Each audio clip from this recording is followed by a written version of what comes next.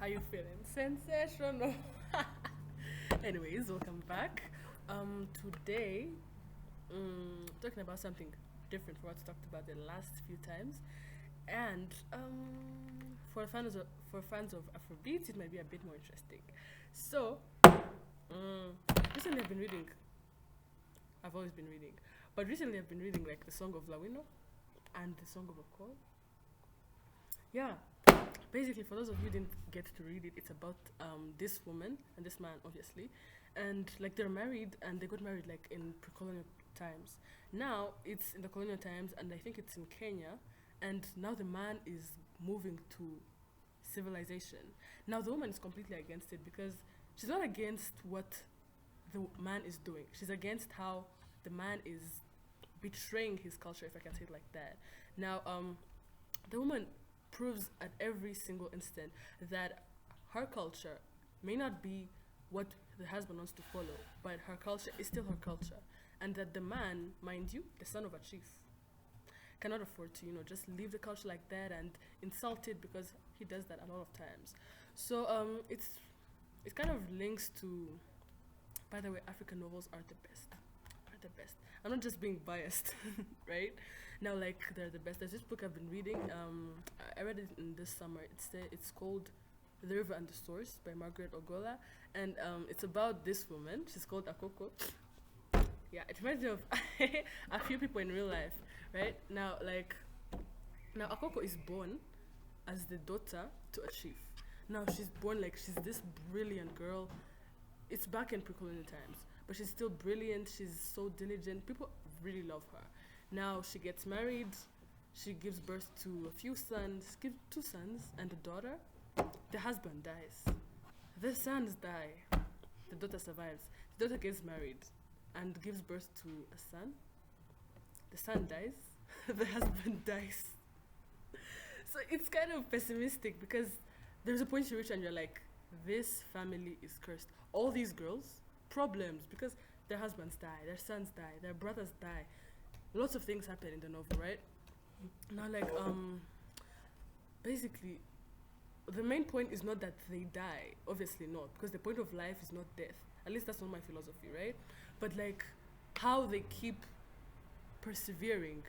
Eventually, the woman, Akoko, because when she lost her husband, a chief, the brother-in-law reigned on the throne, and he reigned not in such a good way. So Akoko was definitely against it. But then she knew that there were some white people, some people with light skin in the city.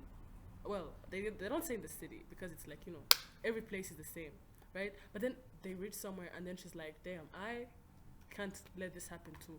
I can't let this happen to my village. I can't let this happen to my people who have always trusted me since I was young, and all that. So she goes and against all expectations. Like we read this book as a class, and I was like, okay, she can do lots of things. She's really determined. She's a lot of good things. She's a lot of qualities, but going to whites to denounce her brother-in-law, to take back the throne. That's something I did not see coming. And then there are lots of plot twists. It's like 4 parts, but each of them brings its share of problems, its share of surprises, and damn. See, now Akoko eventually moves to the city and becomes a Christian, right? She starts being, westernized and all that with her daughter, and the daughter has children and nieces and nephews, but no sons of her own. Now, eventually, the whole family becomes Christian and is based there. They eventually just, let go of the kingdom they came from, right? And then, excuse me, it's the weather out here, climate. Yeah, and then the children study, the grandchildren, they study. One of them wants to become a priest, another one wants to become a doctor. There's lots of great stuff in that book. But then, I don't know, what I'm wondering about, from the Song of Lawino and also The River and the Source, is it's not okay. It's not just about why we don't read our own books, right? Because you can read a book anytime, anywhere. At this point, where we are right now, you can read a book anywhere, right? Anytime, literally. But my own question is why sometimes I wonder, like before colonization, were we wrong, really?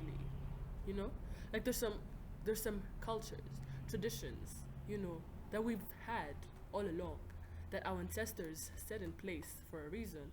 But then, just because we did not agree with the 20th century people, does it mean we were wrong? Does it mean either of us was wrong? Really, I need your ideas on this one, because like Lawena says it when she's like lamenting. She's not against formal education. She's not. She's just wondering why the husband is disregarding their own culture. Another thing that I think many of us, not just Africans, many of us actually, face. Why do we like there is this trend, right? Say there is a trend, but why does it make many of us disregard our own roots or cultures or beliefs, ideas? Yet really there is no point proving that we're wrong and they're right. Plus, I really don't. I no longer believe in the, how do they call it again? In the binary of answers, like saying that one thing is correct, only one thing is correct, the rest is wrong, or only one thing is wrong, everything else is correct. Like, to me, it doesn't really make sense. It doesn't hold water anymore. So I'm wondering, like, when it comes to culture, really, why are we so fast to let go of our own traditions and so fast to grasp others while believing that we are wrong? Why do we believe that we are wrong? Like, as I said the other time, we have many things going on. We have climate change. We have a lot of mental health problems going around. And really, that kind of makes sense because that's the world we're in right now. But I wonder, like, why do we not first look deep within ourselves to find solutions? Because I believe you can find them, Say Rwanda, right? I'm a Rwandan, so I can say I'm kind of the right person to talk about this, right? Say from 1971 or 1962 to 1994, it was a lot of problems, a lot of ethnic violence that culminated into a genocide against the Tutsi that, around 1 million people perished in it, right? Now, the solution did not come from outside, right? Mind you, there was a point where they took the UN forces out of the country, but then they reduced them. They were like, UN, stay there, be neutral, do not interfere, right?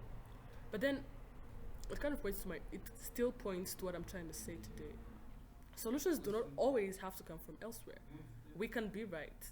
We can all be right.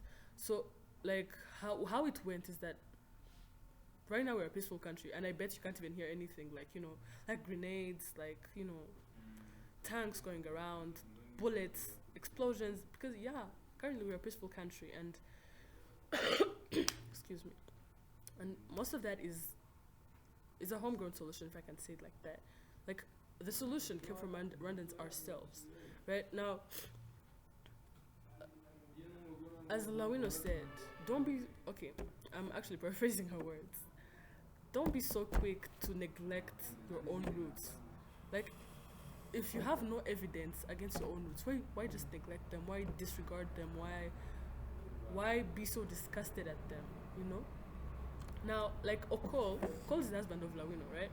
Now he reaches a point and he's actually complaining about the food. Come on, it is the food that has sustained him in great health till that instant, and he's complaining about it. Like, make that make sense, guys. It doesn't make sense. So, like, as promised today, it won't be so much, it won't be too long, but I hope that we're gonna like question again why we shift perspective. And I just hope that you don't shift perspective just because it's a trend.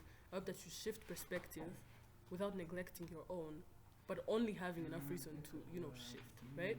So, as promised, the Afrobeats lovers, including me. Personally, I've been like so into African music, all styles. Afrobeats from Nigeria and Ghana, Amapiano from South Africa, obviously my very own Rwandan songs, Rwandan traditional songs, very many types of music. Sometimes I don't even know what they're called, but I just love them. It's just so intriguing. The food, guys, I can't wait to taste jollof rice. I've tasted pilau, I've tasted ugali, I've tasted isombe. I mean, those are things I actually grew up eating, right? I've tasted lots of things. I've tasted kawunga, but I have not seen or tasted jollof rice. Guys, if you know a place in Kigali where I can get some jollof rice, please let me know because I feel like food is another way. Food and music are a way of there are means of transport, literally. Like you know, some okay. There's this time I was in class. I was listening to I'm a piano as usual. It was very normal. Then someone was like, "If reincarnation was a thing, your next life you'd be born in South Africa." And I was like, "You're right." With the tongue clacks that I haven't mastered yet, right? Now, yeah. So basically, yeah. Please, jollof rice, and where to get South African clothes. Yeah, I'm obsessed with those. Yeah, because some when people say Africa is a country, I'm like, well, you're wrong, but you're not that wrong because there's so much.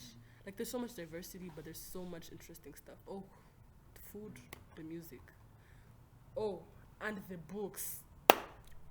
This whole video started on books. It's gonna end on books.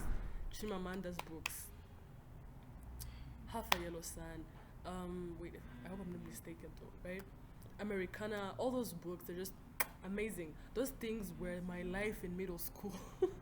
Literally. So, yeah, without taking much time, enjoy. Apparently when is it? Today's Wednesday. Right now it's 6 p.m. local time. Yeah, I just finished classes. I just listened to a few of my piano songs, having a good time. And the current vibe is Ashake's Lonely at the top, so I hope you get a chance to, tune in and tune into the king of sounds and blues. Pun intended. Yeah, so, have fun. Thank you so much. We'll be back later with another banger. Come on, this obsession is getting out of hand. Thank you.